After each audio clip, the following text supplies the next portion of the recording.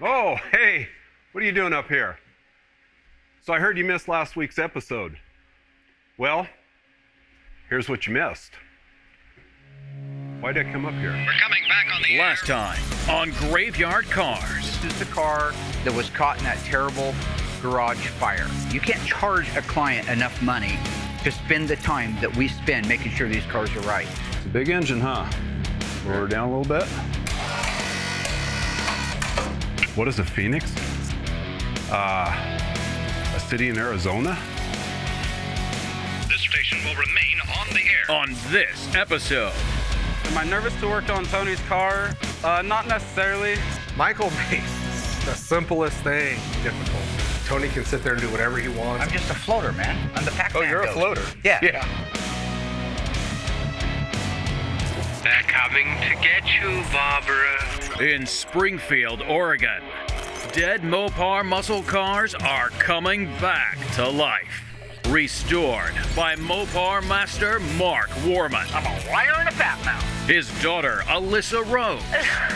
Why would you do that? His painter, Will Scott. You got one job. And his cousin, Dougie. You're the best. Welcome back to Graveyard Carz.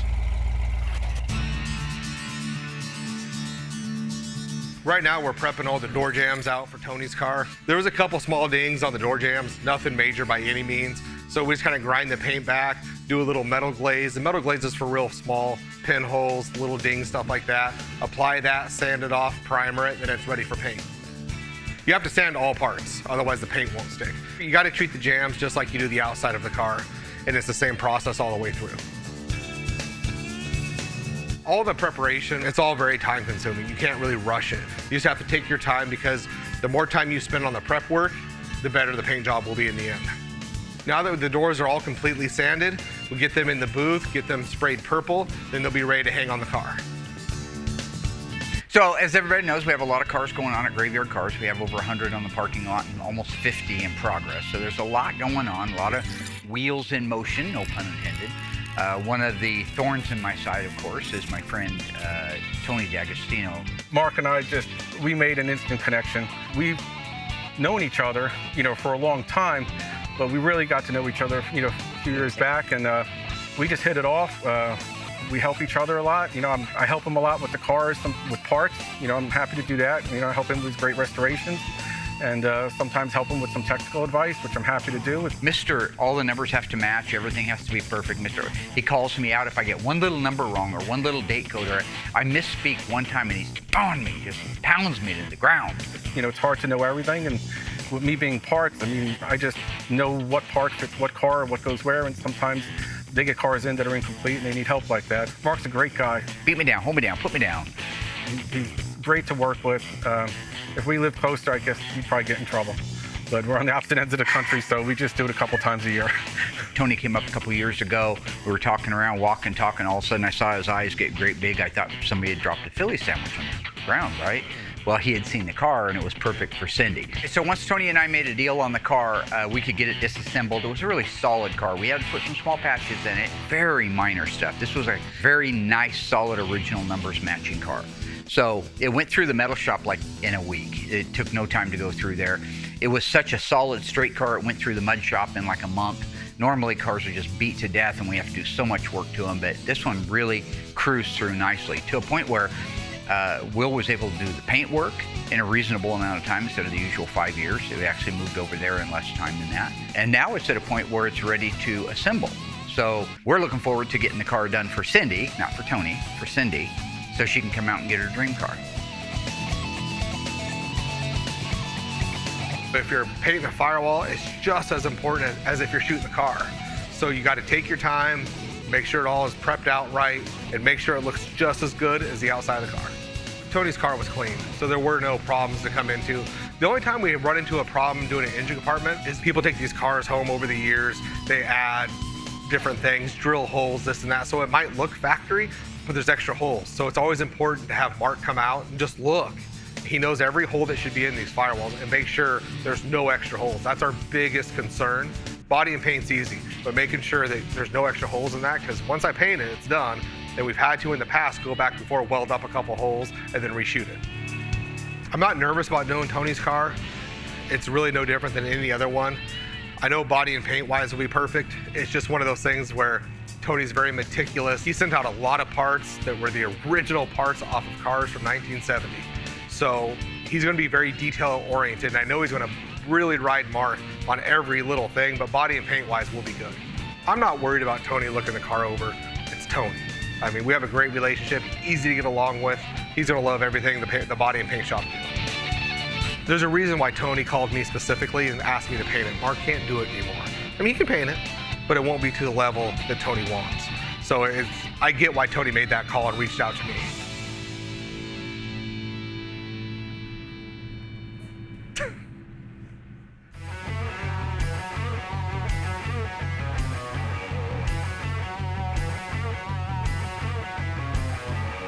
Hanging doors and fenders can always be a little nerve-wracking, especially when they've already been painted, and having a client like Tony, but we get it done. Michael makes the simplest thing difficult. He asks 1 million questions. Now, there's nothing wrong with that if it pertains to what you're doing. So if you say, hang the door, he'll jump to, well, what about the deck lid? Well, that has no bearing on what we're doing. So he'll take something very simple and make it 10 times more painful. We don't have a lot of the bolts and clips for the doors and fenders yet, and I definitely think that's something Will should already had prepped out. It's Michael's fault when parts and pieces aren't ready. That's his job. At this stage of where we're at, the nice thing is Tony's car was a great car to start with. So putting it together is easy. So this was a great opportunity to just me take a step back, tell Michael the steps, let him do his own thing, and see if he can put the car together correctly. He's got to learn through trial and error. Just like when he was priming last season, it's super important for him to just go in there, and I step back and watch. So before he makes a crucial mistake, I'll fix it. But little mistakes, I want him to find out on his own.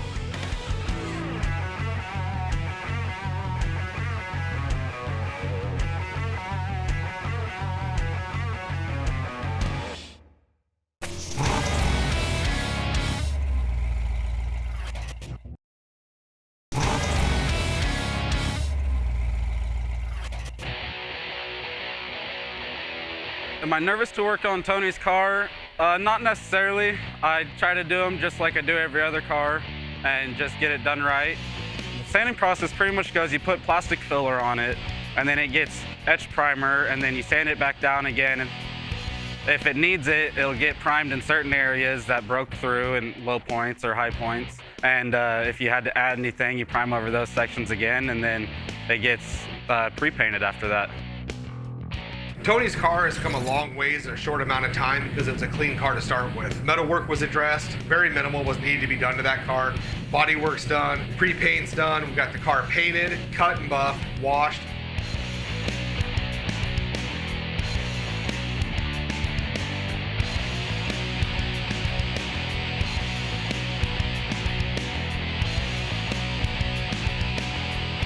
Car looks amazing.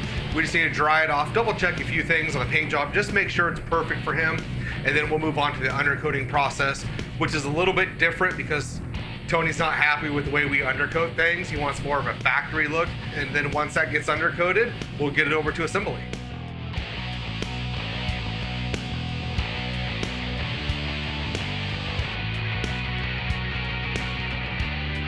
So today I'm working on Tony D'Agostino's 440 engine for his purple Challenger.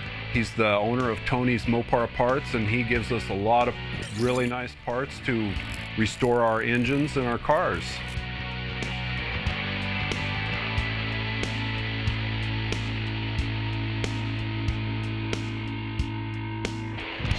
Tony has supplied us with a lot of NOS parts for his car. Tony sends us everything perfect for his builds, so this should be 100% factory correct when we're done. What NOS means, it means new old stock parts, parts that have been sitting in warehouses or shelves, and these parts were built in the 70s when these cars were built. Thinking back, I don't know that I've actually built any of these engines with NOS parts, so this will be kind of a unique experience for me to use some NOS parts on one of our engines that we're restoring.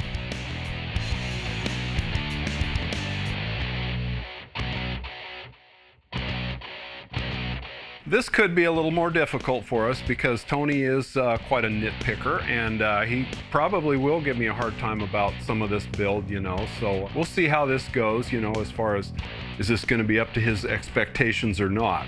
I'm a little bit nervous about putting this engine together, but actually this is for Tony's wife, so I'm not sure how this is going to go.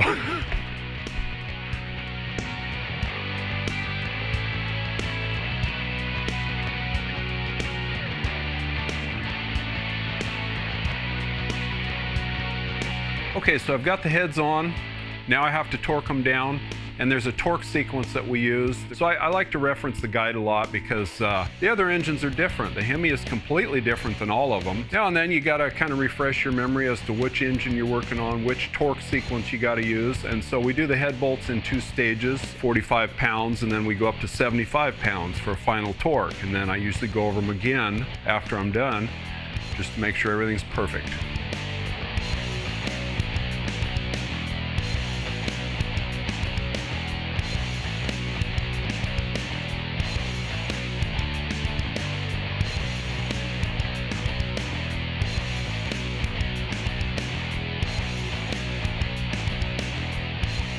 So yeah, I'm having a pretty good time building this one out here. It's not giving me any trouble for a change. Yeah, that's kind of uncommon.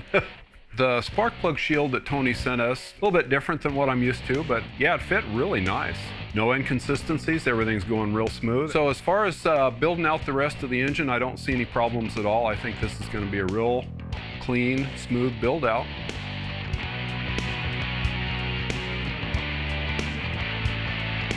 Finishing up, Eli happened to stroll through with nothing to do, and I thought I'd go ahead and use Eli to help me go through the torque sequence on the heads, because if you don't follow the proper torque sequence on each individual head, there's a chance you can have a head gasket blow out. All the torque sequences are not the same, because on the 440, you've got 17 bolts on each head, and the Hemis are completely different, and the 6s and the 340s.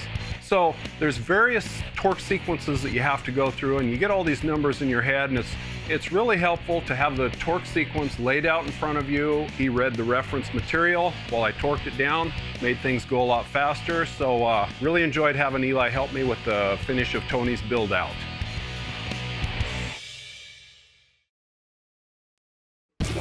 As everybody knows, my favorite Mopar muscle car of all time is the 70 Dodge Charger.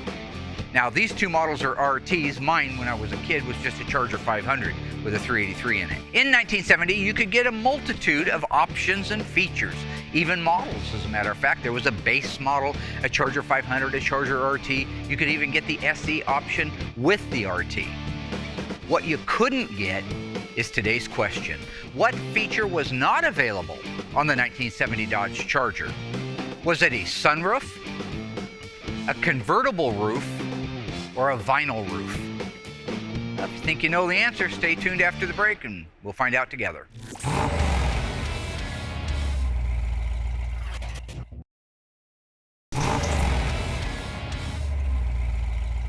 Well, my little ghoulish friends, how did you do on that one?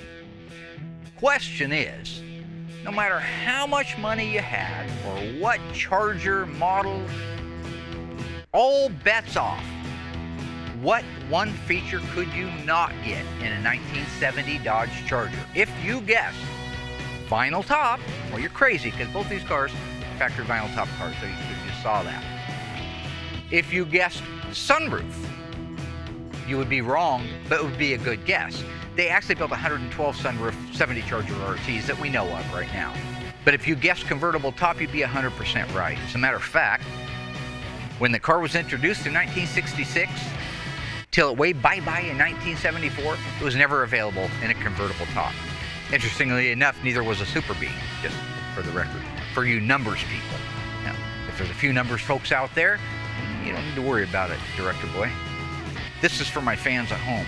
1970 Dodge Charger RT, they made 10,337 total cars. That's the total number. If you had had a 70 Charger with a 426 Hemi, they built 112. 56 4-speed, 56 automatics. Let's say you picked a V code 446 pack, 684 total number made, 347 4-speeds, 337 automatics. Set a 444 barrel, 8,574. Cut. Yeah? Cut this.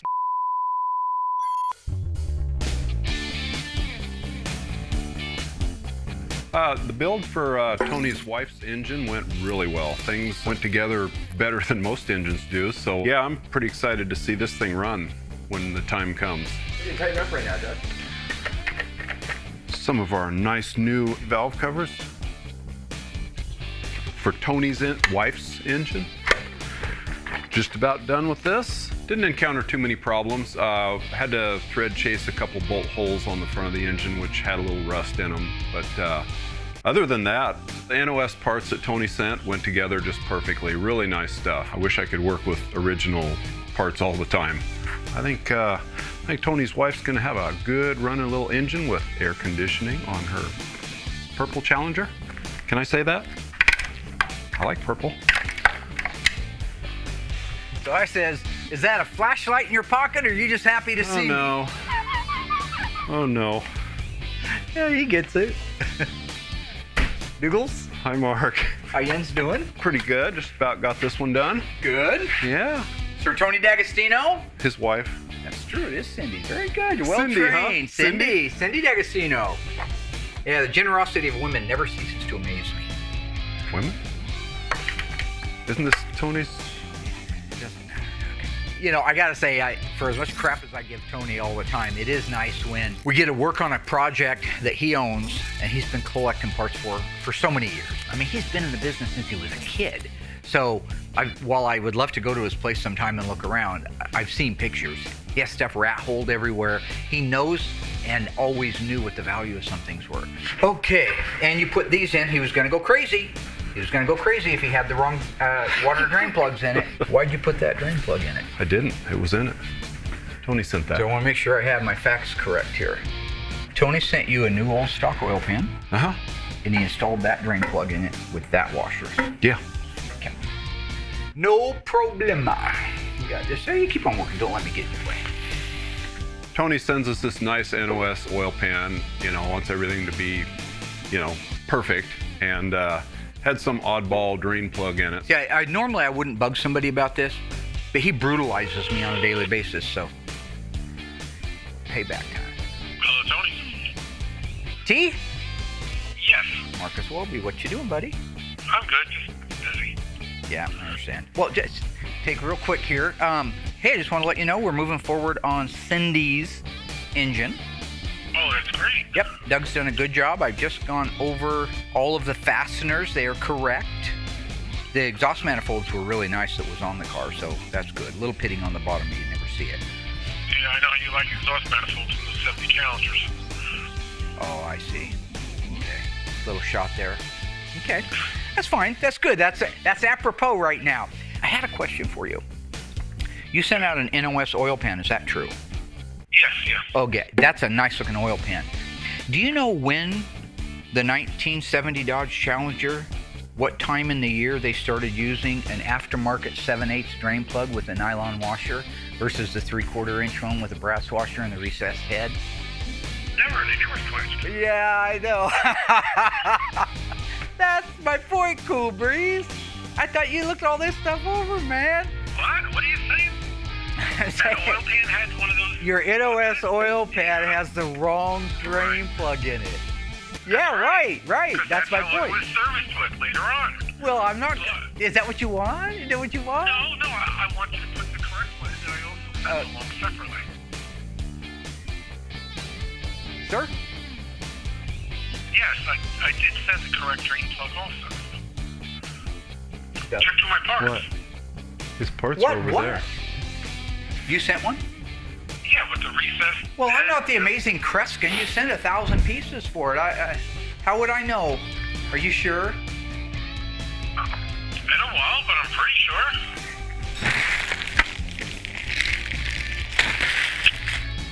Should have been with the engine stuff. Oh. Oh, no. Yeah. Okay. Yep, that's what. Good job, my man. I know it's over there. Don't play like you're getting the one over on the ice tray. I'm just messing with you, man. I know. Yeah, just messing with you. It's all good, man. I just having a little fun on camera. Oh, thank you. Yeah, you're Give me a heart welcome. attack, I knew that was You want to give my heart doctor business. Yeah. Not that I have one, but I'll have to find one after you do this to You me. keep eating sandwiches like that, you're going to have to see a heart doctor. Well, I'm down to half-size sandwiches. Oh, you're just eating the 6-inch hoagies? Good job. I love it. Well, thanks, Tony. Doug, next time, could you please read labels? It says, please install on the NOS oil pan, Tony. Oh, okay.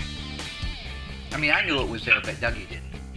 Oh, I got it. You see Sure. what I'm doing? I see how it works. Look, the good news is, I knew it needed the correct drain pan bolt, and you supplied it. I have them in stock as well. Well, I'm glad you picked up on it, though. That was good. Yeah. That was good for you. It showed me you're paying attention and using your knowledge. Yeah, well, thank you very much. Yeah, just I put one of your new thermostat housings on. Those look very, very nice. What's the part number on that? You make them. You make them. Yeah, I know. How about a 278970? Does that sound about right? It was 2789. Yeah. Did you know it was 2789? Hey, look, I think we're starting to get a bad connection, coaches. I gotta. Good way to end it. Yeah. You have a great day. Tell Cindy hi. Thanks for the progress. And don't forget, the generosity of women never ceases to amaze me. Okay. All right, have a great day. You too, man. Bye-bye. Good boy. Neither one of you guys get that? Have you seen Cindy? No. Have you seen Tony? No. Can you install that for me? I can. Thanks so much, bud. You're welcome. Thank you. Could you bring me some coffee or a sandwich? No. No. Nope. But I am going to call the Johnson unit over at Sacred Heart and see if they can get you in this afternoon. So. Thank you.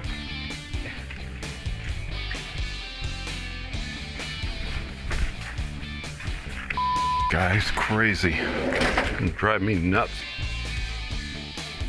Got the correct drain plug in the pan now, so get this all buttoned up, everything masked off, and I'm gonna ship this down to Will for paint, get it back, and we'll put the transmission on it.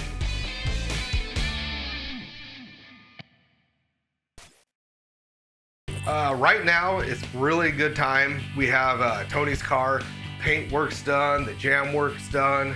Mark told us kind of late in the game it doesn't get undercoated. So we kind of lost about a week, but it's 100% done now. And the last thing we have to do at this point is do the factory undercoating, which is a different process than what we've done in the past. Tony doesn't get any special treatment here. He's no different than anybody else. Tony can sit there and do whatever he wants. It doesn't matter. Mark signs my check. And he's pushing, he's calling. And as much as I don't want to, because I kind of do my thing with Mark, it's easier. You know, promises are meant to be broken. You know, I wasn't supposed to paint his car without him signing off on it. I do it anyways. So as much as I don't want to deal with Tony, I'm going to.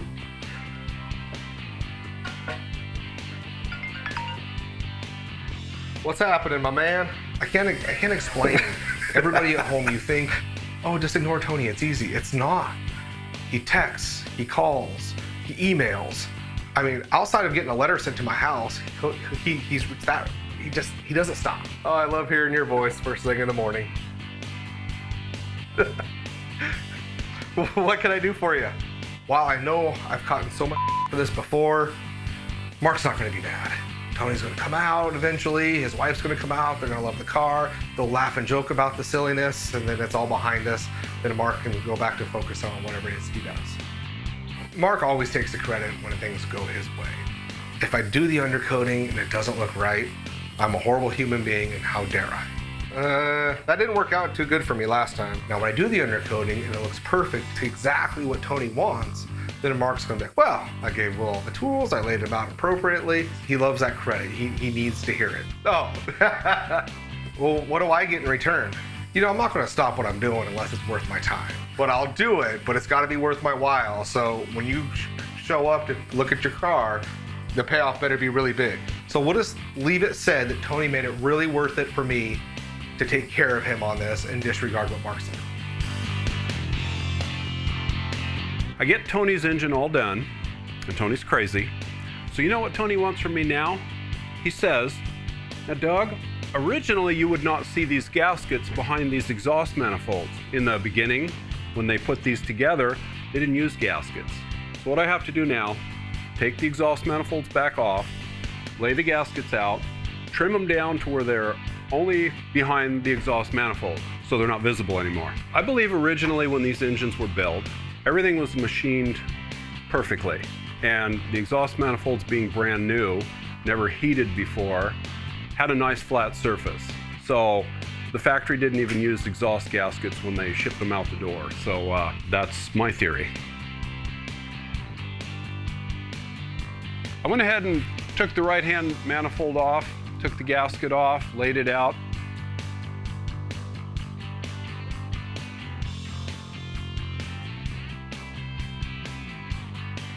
Trimmed it out with some side cutters, but I had a heck of a time with that. So Eli got me out some metal shears. I think I cut out a pretty good gasket with those cutters.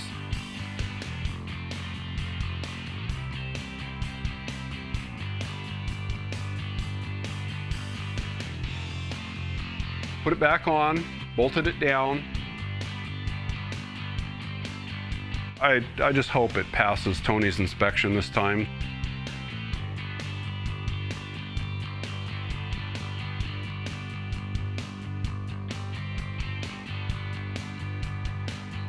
Yeah, this is something new to me. I've never had to trim an a metal exhaust gasket to fit the exhaust manifold.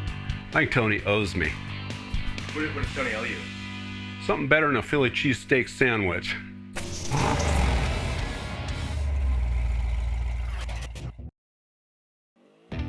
You have to help me. It's first time driving a limo. That's okay, pal. My first time riding in one.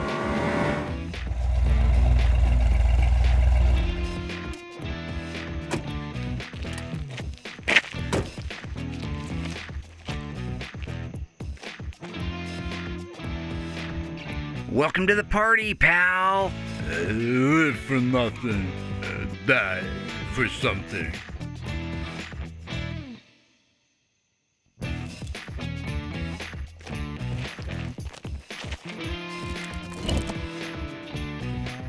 Jump, pal. Why are you pushing me? They drew first blood, not me. Come out to the coast. We'll get together, have some laughs.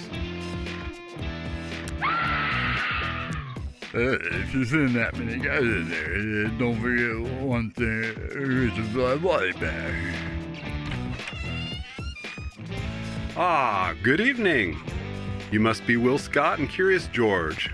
We've been expecting you. Not exactly, pal. I'm Jim McLean. This is Gambo. Oh, I see. Please allow me to take your bag, sir. No, pal. Let Gambo get it. He eats food that'd make a billy goat puke. Very well, sir. Please excuse me one moment while I close the door.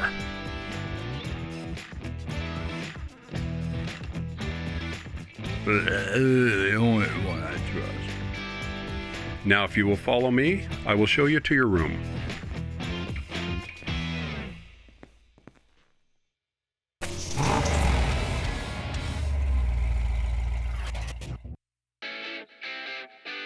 So I have to get the undercoating done on Tony's car, and this shop that we're in is massive, and I know Mark has the same complaints. I've texted him looking for him. I got no idea where he's at. So this is going to be kind of the problem for the day, is locating Mark so I can actually go forward with getting Tony's car wrapped up. Mark's in one of those moods where he doesn't want to film it, doesn't want no part of that, which is kind of surprising for Mark. That's awfully out of the norm for him. So hunting him down might be a little more elaborate than normal. All right, not in here. Well, let's see here.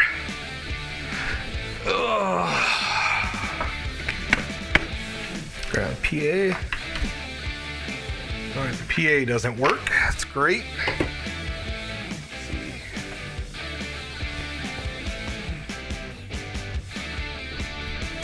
Yeah, you see this? They give this out to everybody. He claims they give it only to him, but. So we point at that, make sure you get reference of that. Then we look at paperwork. Plays on the computer a lot, you know. When people walk in, he does this thing. Oh, yeah. Yep. Pretty good. Pretty good. Nonsense phone calls. Opens this thing up, you know. I should just write myself a check. But yeah, this is about the extent of Mark's day. He'll watch this on TV and realize that I was in his area. Not like area, like area where he works. Don't be weird.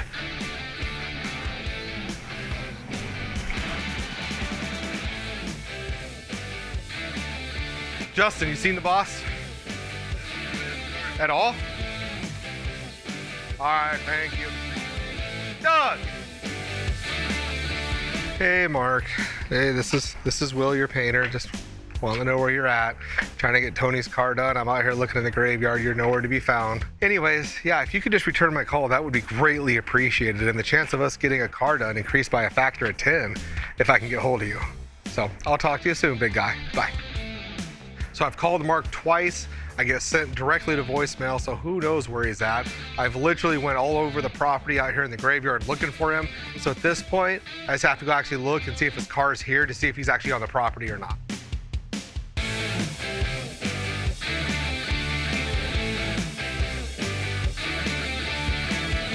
It is nice taking this thing out, kind of put it on, make yourself look busy.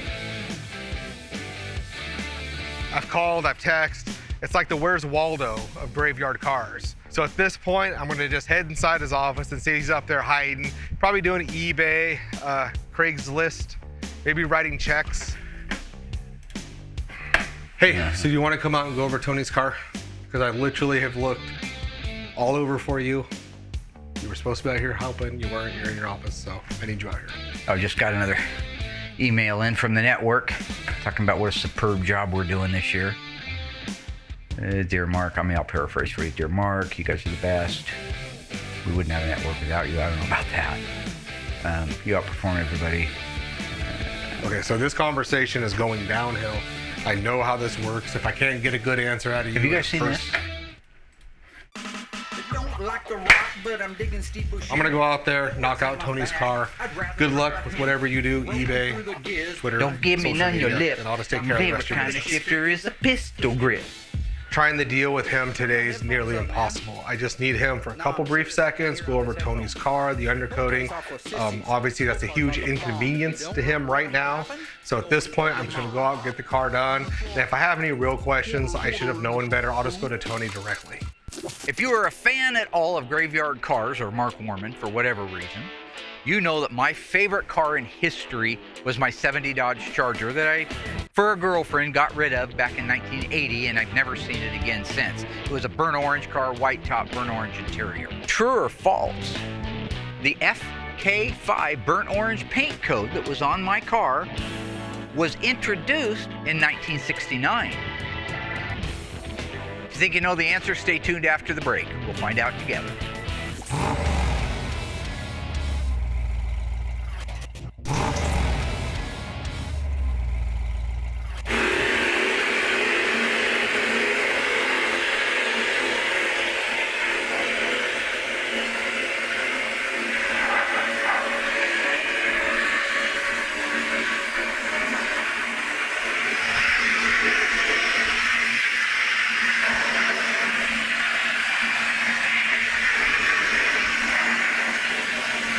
That's George in the cabinet. That's George in the glass bead, cleaning up valve cover. Come on, George, sing it with me. That's George in the cabinet. That's George in the glass bead, cleaning up valve cover.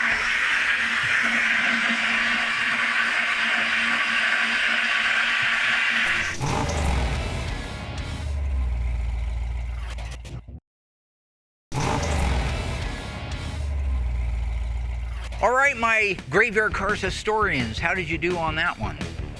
We all know my favorite color was FK5, Foxtrot Kilo 5, burnt orange. Happened to be the color of my 70 Charger. The question is, was 1969 the introductory year for that color? If you guessed false, you're absolutely right. 1970 was when FK5 was introduced, same as our green car here, FF4. Now, If you look at the fender tag, here's how you'll know. The paint code reads Foxtrot Kilo 5. K5's the color. F represents the first year it was introduced on any car. F is 1970. If it was EK5, which isn't even a color, it would be that it was introduced in 1969. And so there you go. A little bit of knowledge from the Iceman, the ice tray, the ice pick, ice shavings, vanilla ice. Give me an ice. Dried ice, blue ice, warm ice, cold ice, ice cold. I don't know. You probably can cut anywhere in there. Okay, this morning I want to spend a little bit of time with Will on undercoating. This has always been a little bit of a gray area for almost everybody in the industry, but with us always upping our game to make things as OEM as possible, I thought Cindy's car would be a perfect one to do that with. That's good. Kind of push it back a little towards the bird. That'll work. I have original photos of the car before it got dipped. I have the original engineering drawings of exactly how they recommended it be done. But remember, this is the area that the tires just spinning around for 50 years and knocking stuff off. I think that their goal, based on the engineer drawings which I have here, was to separate this area. Right on that. Where all your adjustments go. I don't think it was that hard of a line. I think it was around here. Okay. I'm kind of looking at the black that survived, I think is where the mask was. This is the rear wheelhouse. We'll start with this right here. So you see this little notch right here? I think that this little notch right here is that notch right there. So right to the left of it? So one of the things that you have to do if we're going to do this right is you're going to need to get the fuel line and vapor return lines installed on the car. As you can see clearly, they were in place when it got undercoated. Oh. Yep. So we'll actually spray over all that? Yeah, you'll spray over all that if you're doing the OEM, which most people don't want, but since Tony's a psychopath, he has to have it. The downfall is I didn't realize, brake lines have to be in, fuel lines have to be in, all those clips that hold them in have to be in, and those actually get sprayed over. So now the car actually has to go over to Justin, get all of that stuff installed, so then I can actually undercoat all over all those lines, which seems crazy, but that's the way factory did it. This whole wheelhouse gets undercoated. Except, is that something that's masked off right here? That's a pressure washer. When we pressure wash it before we take it over for so dip, the whole thing. that's what that is. Yep. So on this one, you can see this is undercoated in here, up high. None down low, but some up high. Oh, this is the back This of is the this. tunnel. That's this panel right here. Yeah. So that'll lead it. You can see some got in here too. I think they were just a little indiscriminate in certain areas. So here, it starts. This is the only thing I don't understand. This is not a rear sway bar car, because when this car first came out, they didn't have sway bars available until the AAR and the TA came out. So that looks like that looks like the footprint of a sway bar, but it wasn't. All the way back on the frame rails, so it looks like it gets it up in here. I think it's the best that you can. Now here's the thing, not all cars were option undercoat. They all got a minimum amount of undercoat from the factory, so mostly like the wheel well areas where the tires would be, that guaranteed every car that left the factory got that. But when you see a car that's completely undercoated, that actually tripped a sales code J55. That would have gave you a hood insulation pad and a full undercoating. This car was not a J55 option car, so I want to know what the minimum mandatory requirement of where it went, how thick it went, and what places it went and what places it didn't. So I think that this gets solid, this gets shot, it blows in here. So I don't mask this off. I let this just hit however it hits. Right, you can see it's got undercoating on the frame rail. So that when you hit that, it just went across there. But it looks to me like from the factory, they blew some up in here, so I would just go ahead and make a pass or two up in there and up in here. Let's take a look at the, you can ask Tony all you want. Tony doesn't know this stuff. Not like I do, it's what I do. Well, you're looking it up, boss. Let's just take a look and see what the engineer had to say. I know Tony D'Agostino thinks he's an engineer, but he ain't no engineer, you know what I'm saying? No, but I could just call Tony and he'd probably just tell me right over the phone. Yeah, if he wasn't in the middle of a dagwood sandwich. A dagwood? Yeah, that's what they call them, most Philly sandwiches called dagwood. So there's all of our front stuff. You can see that they got that whole apron, but not the shock tower area. They've cut out these two areas here right around this frame rail area. But we'll get to that. I just want to look at the back and see It's funny because these are engineers' drawings. They talk. This is for the sound deadening, deadener or silencer. That talks about the silencer pad that goes under the non-HP engine intake manifolds. Bet you didn't even know about that. Ask Tony if he knew anything about that. Well, I'm sure he did. Again, that. So everything fuzzy were supposed to be undercoated? Yes. So we've been doing it wrong for years? No. Okay. No. You okay? There's your wheelhouse. Looks like the whole wheelhouse. Here's a cutaway of it. It doesn't have any signs of anything. Yeah, there you go, huh? World's on fire. Oh, no, it's important stuff. You said it was important the other day, too, and somebody was calling to tell you that your lunch was ready. Well, this is more important than that. So, got to get the clips in place for the fuel lines and the brake lines. That's just me. What are you doing? You got work to do here. It's Tony. What does he want? He's telling me how to do the car. Tony's telling you how to do the car? Yeah. Okay. Yeah. Can you ask him to send you Of course I can. manual number 2654905, page 1, section B, real quick? Ask him if you can fax me a copy of that page. And then, do you happen to know what the alphanumeric sales code is for a full undercoat? Yeah, ask him. I mean, I can get it. I can help you right now. It's J55. Okay. Yeah. Do you know how much it was in 1970 for a J55, which would have gave you a hood insulation pad and full undercoating? Why does Tony make you so... Unless it was an N96 car, cold air induction, because they didn't have hood insulation. Why does Tony make you so insecure? $16.60, ladies and gentlemen, is how much that would have cost in 1970. But if you wanted to do it in 1971, it was $20.80. Why do you get insecure with Tony? Not insecure around Tone. You are. No, I just think that sometimes he prepares for stuff and I'm en natural. Sorry, that's French. I'm a very natural kind of guy. So, like, I don't sit there and, oh God, I gotta study these numbers. I gotta study these numbers. I don't do all that. I'm just a floater, man. I'm the Pac-Man. Oh, you're a floater? Yeah. Yeah. Tony wants body and paint perfect. He wants it cut and buff perfect. Everything's got to be flawless, body and paint, which they were not from the factory. So he picks and chooses what he wants nice and what he wants factory. I'm not looking forward to doing it because it does look like crap, but that's the way factory did, so it's okay. Okay, you got it? So. All right, I'll check back in an hour and tell you how to do it again. Splash shields installed, and brake lines and fuel lines. And clips. Well, that's what holds them in. Did Tony get back to you on that page? Yeah, we're good. Yeah.